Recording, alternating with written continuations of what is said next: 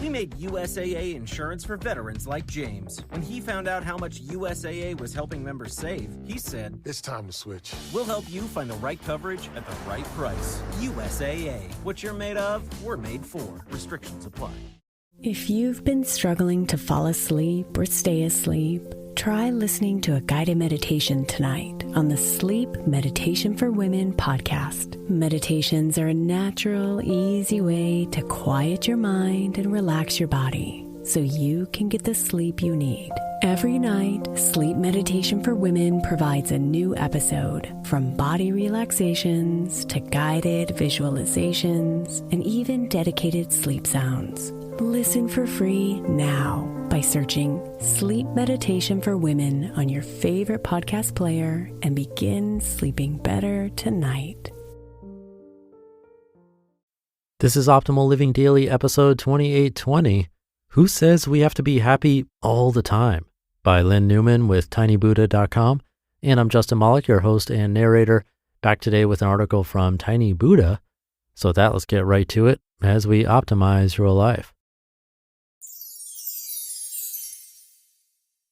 Who Says We Have to Be Happy All the Time?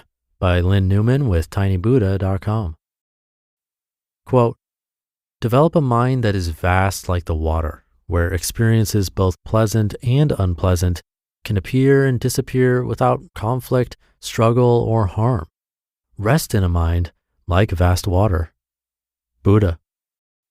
When I think about having to be happy all of the time, I feel a certain kind of pressure. Sure, it's different now than it was, but that doesn't mean there aren't cycles when I question everything. Sometimes I can catch myself thinking that everything would magically fall into place if I had all the success I want in my career, the happily ever after relationship without any issues, or anything else I seemingly need.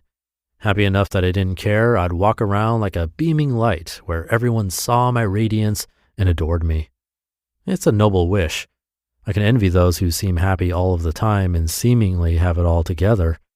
The problem is, it's a dream of perfection. On a day when I don't feel happy or like a dark cloud is passing over my head, I can feel I've failed at life. The pressure to be happy actually makes me unhappy. And when I feel sorrow or pain or depression, I can fear it'll never go away. I worry the prize of arriving to this big, beautiful, happy life isn't mine to have in the first place. Here are 3 things I've learned to get through the lows that have helped me change the way I view my life and myself. Number 1, moments of real connection often stem from acknowledging our struggles. Sometimes when I was in the dumps, I wanted to hide and isolate myself. But shared moments of loving connection didn't always have to happen when I was my happiest self. When I look at my closest friendships, I realize what helped form them into solid, supportive relationships were through moments of shared vulnerability. True intimacy came when I revealed what I was feeling or what I was going through, opening up to a deeper emotional honesty. Not feeling afraid to share truthfully what was going on for me allowed another person in more profoundly.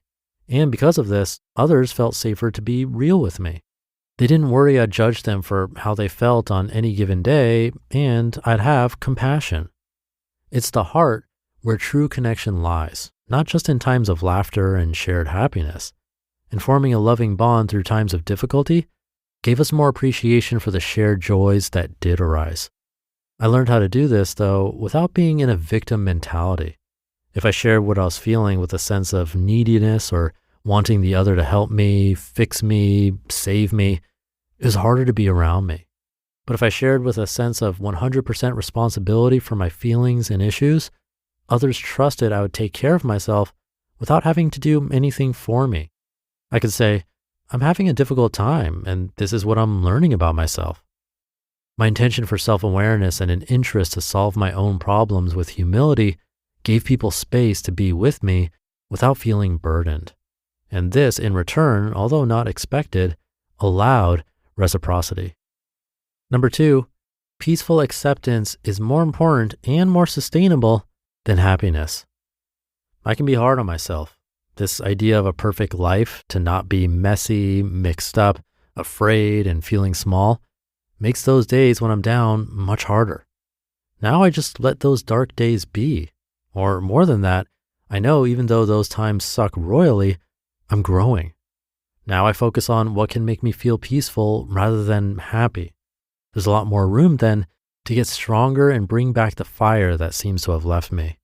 I do grounded, simple things that bring me joy, like knitting, reading a good novel, seeing a play, or taking a long walk in a different neighborhood.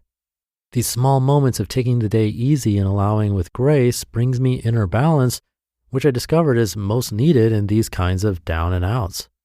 Just chilling out and taking the strain off helps me feel more present, alive, and clear. And that is far more sustaining than the elated, euphoric states I can have when something great does happen for me. Those super over-the-top kind of happy moments are fleeting and transitory. They pass by quickly as I return to daily life. Creating peace, rather than striving for constant happiness, gets me off the hook.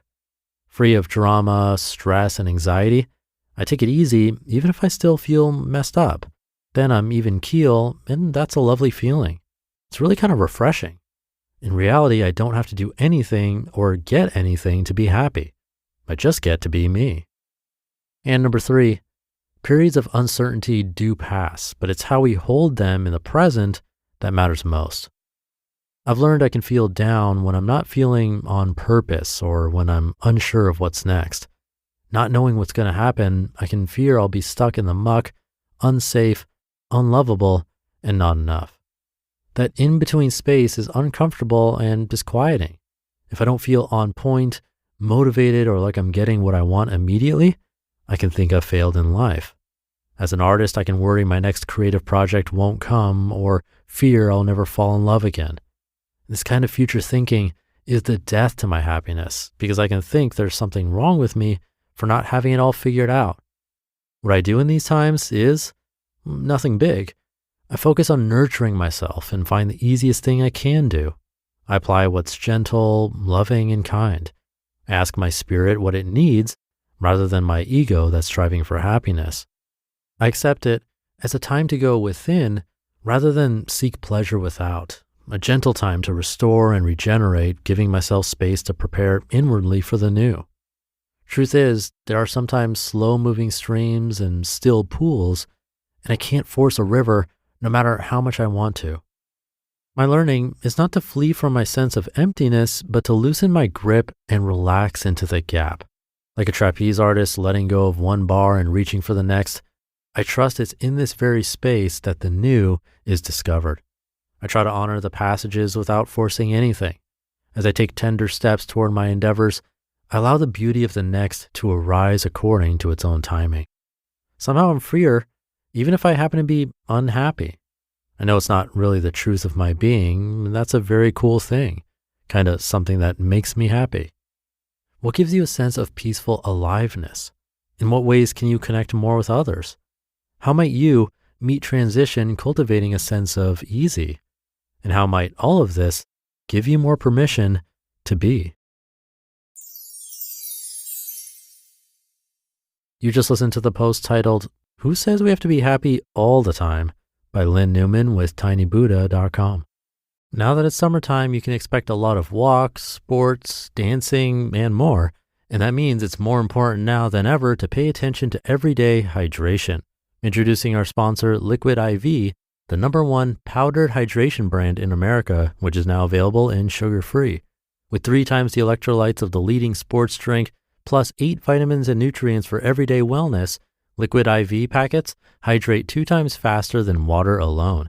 It's also non-GMO and free from gluten, dairy, and soy. Plus, Liquid IV makes hydration more fun. I have all the incentive I need to stay hydrated thanks to Liquid IV's delicious flavors. There are a bunch to choose from, each one truly better than the last. Real people, real flavor, real hydrating. Now sugar-free. Grab your Liquid IV Hydration Multiplier sugar-free in bulk nationwide at Costco, or get 20% off when you go to liquidiv.com and use code OLD at checkout. That's 20% off anything you order when you use promo code OLD at liquidiv.com. Thank you to Lynn. She's a guest writer on Tiny Buddha and has her master's in counseling psychology. You can come by tinybuddha.com for a lot more. I feel like I've heard, possibly from one of the articles I've narrated, since I've narrated thousands now, I think I've heard before an idea that constantly searching for ways to be happy can actually bring about more unhappiness and dissatisfaction with our lives. But does that mean we should stop reading articles like this about happiness? Well, I don't think that's what Lynn's saying, but there is something to say about being dissatisfied often enough to feel like we constantly have to search for sort of remedies to not being happy all the time, which, like Lynn said, seems more like a dream of perfection than anything else. It would be inhuman to be happy all the time, no matter how many other people come across that way, either on social media or on podcasts even, possibly in real life. We might know that person who always seems to have everything together and happy about everything all the time, but I'd say something's going on there that needs further digging and probably isn't exactly what it seems. So something to ponder today. Have a great rest of your day, and I'll catch you tomorrow for the Wednesday show where your optimal life awaits.